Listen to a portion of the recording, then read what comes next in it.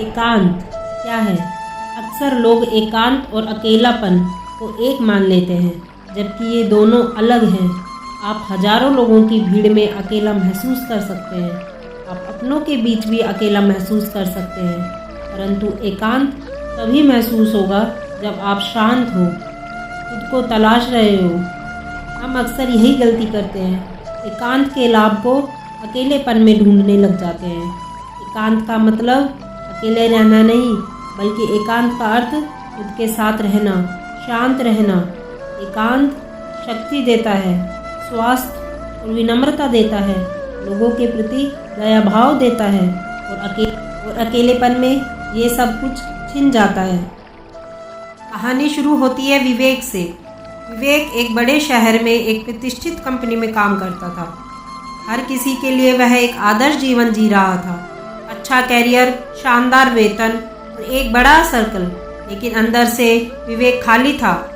उसकी व्यस्त दिनचर्या और शोरगुल भरी जिंदगी ने उसे आत्मा की शांति से दूर कर दिया था। जैसे एक दिन विवेक ने महसूस किया कि वह हर किसी से घिरा होने के बावजूद खुद को अकेला महसूस करता है। यह एहसास उसे अंदर तक झकझोर गया। उसने सोचा कि शायद उसे अपने जीवन में कुछ बदलाव की ज़रूरत है। विवेक ने 1 महीने की छुट्टी ली और एक छोटे से पहाड़ी गांव की ओर चल पड़ा।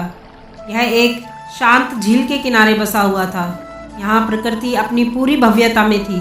झील के किनारे खड़े होकर विवेक ने पहली बार महसूस किया कि शांति और सुंदरता का असली मतलब क्या होता है। पहले कुछ दिन उसके लिए मुश्किल थे, ना कोई फ़ोन, ना इंटरनेट, ना ही कोई साथी। अकेलेपन ने उसे डराने की कोशिश की, लेकिन धीरे धीरे उसने महसूस किया कि यह अकेलापन नहीं बल्कि एकांत है। एकांत में विवेक ने अपने भीतर की आवाज़ को सुना।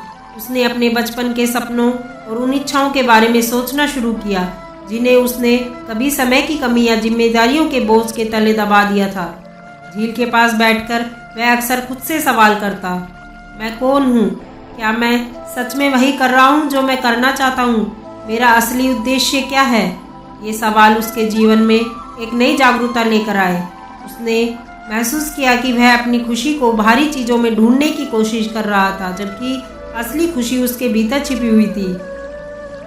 प्रकृति विवेक के लिए एक महान शिक्षक बन गई। उसने देखा कि झील का पानी कितना शांत था, लेकिन उसमें गहराई थी। उसने महसूस किया कि जैसे झील अपने भीतर सब कुछ समेटे रखती है, वैसे ही उसे भी अपनी भावनाओं और विचारों को समझने और संभालने की ज़रूरत है। पेड़ों, पक्षियों, पहाड़ों ने उसे सिखाया कि हर चीज़ का अपना समय और महत्व है। जैसे सूरज उगने और डूबने का समय तय है, वैसे ही जीवन में भी हर अनुभव का अपना समय होता है। एकांत में बिताए गए दिन विवेक को बदलने लगे। उसने अपनी प्राथमिकताओं पर फिर से विचार किया। उसने फैसला किया कि जब वह शहर लौटेगा तो वह सिर्फ पैसा और सफलता के पीछे नहीं भागेगा, बल्कि वह उन चीज़ों को समय देगा जो उसे सच में खुशी देती हैं। विवेक ने लिखना शुरू किया। उसने महसूस किया कि उसके विचारों को शब्दों में बदलने की क्षमता उसे सुकून देती है। उसने महसूस किया कि लेखन उसके लिए आत्मा का एक माध्यम बन गया है। विवेक ने यह समझा कि अकेलापन हमेशा नकारात्मकता नहीं होता, कभी कभी यह एक मौका होता है खुद को बेहतर समझने का। उसने अकेलेपन को एक दुश्मन के बजाय एक साथी के रूप में देखना शुरू किया। उसने महसूस किया कि एकांत हमें उस व्यक्ति से मिलवाता है जिसे हम अक्सर भूल जाते हैं, खुद से। जब विवेक ने 1 महीने बाद शहर लौटा तो वह पूरी तरह बदल चुका था। उसने अपनी नौकरी से इस्तीफा देकर पूर्णकालिक लेखक बनने का निर्णय लिया। उसने अपने जीवन को इस तरह से ढाल लिया जहां वह अपनी रचनात्मक और आत्मा को शांति को प्राथमिकता दे सके।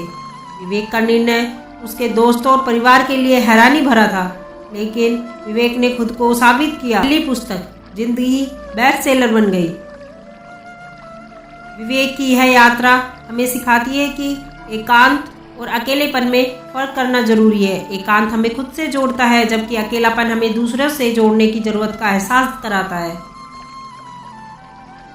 अकेलापन एक बोझ है अगर आप उसे समझ नहीं पाते, लेकिन एकांत एक आशीर्वाद है अगर आप उसे गले लगाते हैं।